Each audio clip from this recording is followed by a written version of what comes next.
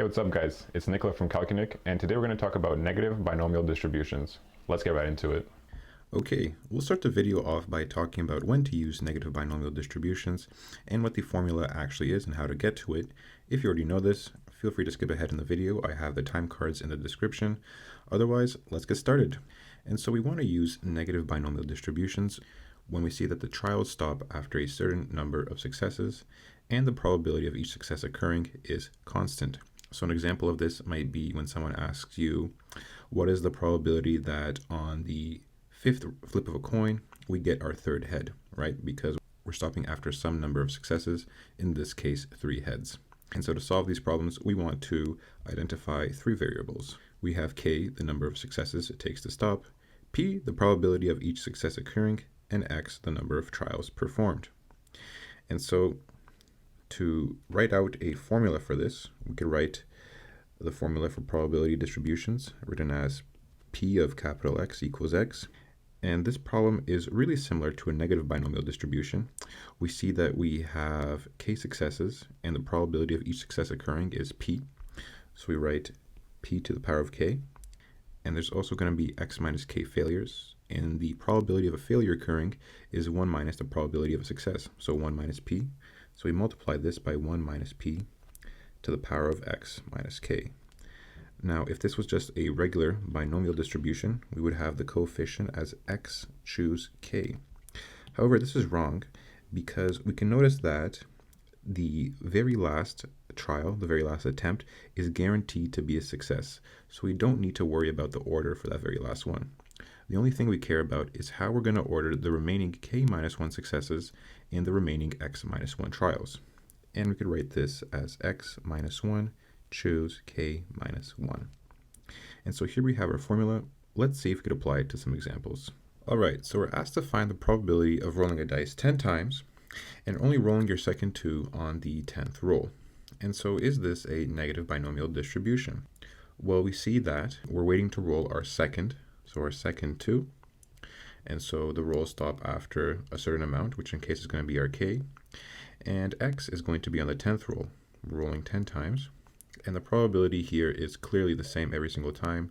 The probability of getting any number when rolling a dice is always 1 over 6. And so now we want to write out our variables. We have k. The number of successes it takes to stop is 2. We want 2 2s. P. The probability of rolling a 2 is 1 over 6.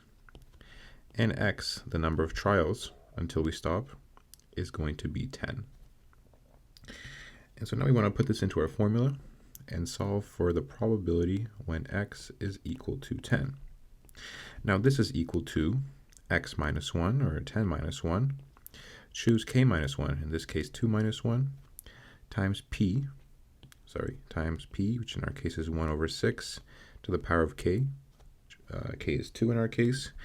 And times 1 minus p, 1 minus 1 over 6, to the power of x minus k, so 10 minus 2. Simplifying, this is equal to 9, choose 1, times 1 over 6 squared, times 1 minus 1 over 6, that's just 5 over 6, to the power of 10 minus 2, or simply 8. And if we put this in a calculator, we get that this number is going to be approximately equal to 0.05814. 0.05814. And that's it. So the question goes, suppose a specific Nerf gun jams 15% of the time it fires. What is the probability that the gun will jam for the second time the 13th time it's fired? So we have a lot of information here. Let's find out if it's actually a negative binomial distribution. Well, we see that the number of trials stop the second time the gun fires, and we're looking for the probability that the gun will jam for the second time on the 13th trial, and the probability of jamming is 15% for every single time. And so we stop after k trials, and the probability is constant, so yes, this is a negative binomial distribution. Writing out the variables, we have k, the number of successes it takes to stop is 2. P, the probability of a gun jamming is 15%, or in decimal 0.15. And x, the total number of trials, in our case, is 13. Writing this out now, we get that the probability of x being equal to 13 is equal to x minus 1, or 13 minus 1, that's 12. Choose k minus 1, 2 minus 1, that's just 1, times p to the power of k. In our case, p is 0.15. Our k is 2, so 0.15 squared, times 1 minus p, 1 minus 0.15, that's 0.85, to the power of x minus k. 13 minus 2 is 11.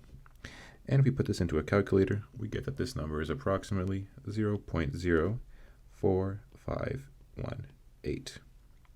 So for our last question, we have Tyler Hero, the best rookie in the 2020 class, and he plays for the Miami Heat in the NBA. He is a career 87% free throw shooter, and we suppose he continues to shoot with the same success as he has had before in the Heat's next game. And we're asked to find the probability A, that he scores his 4th free throw in his 5th attempt, given that he actually does have 5 attempts, and to find the probability that it takes him 7 or less attempts to score 6 free throws, once again assuming that he takes 7 free throws.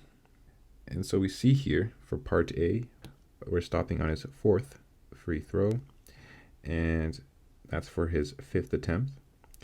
And for B, we're looking when he scores 6 of the free throws in 7 or less attempts, and the probability is always constant.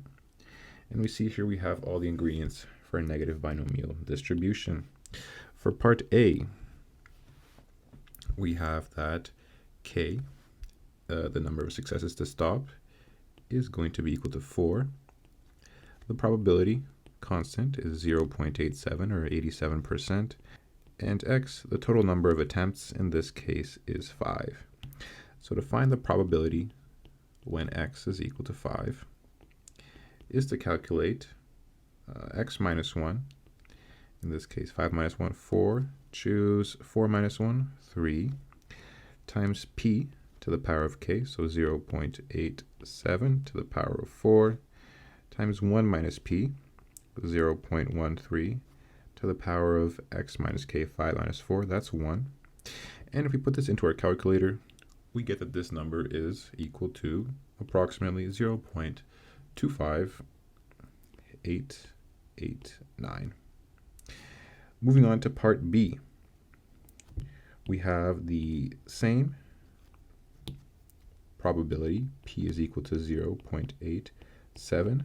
However, now we're looking to stop after 6 successes, so k equals 6. And we're looking for x to be less than or equal to 7 or less attempts. And notice that he can't make 6 free throws unless he actually gets to shoot 6 free throws. So we're going to say x is also greater than or equal to 6.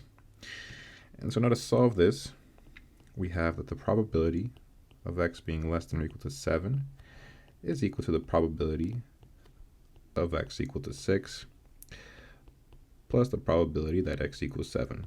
The only two options in this case. And this is equal to 6 minus 1, so 5, choose k minus 1, 6 minus 1, that's 5 again, 5, choose 5, times the probability, p, 0.87 to the power of k, in this case 6, times 1 minus p, 0.13 to the power of x minus k, 0. And now moving on to p, when x equals 7, we have x minus 1, so that's 7 minus 1, 6, choose 5, same as before, times p to the power of k, so that's 0.87 to the power of 6 again, times 1 minus p, that's 0.13 to the power of x minus k, in this case is 1. Pulling out our calculators, we get that this is approximately equal to 0.43363 plus 0.33823, and adding those two numbers together, we get the final answer is 0.77186. Alright guys, thank you so much for watching. If you had any questions about the video or just other video suggestions, drop them down in the comments below. I do try to get to all of them. And if you liked the video, if you learned something, consider liking and subscribing. It would really help me grow my channel, reach a greater audience, and hopefully help more people with math. That's all from me. Till next time.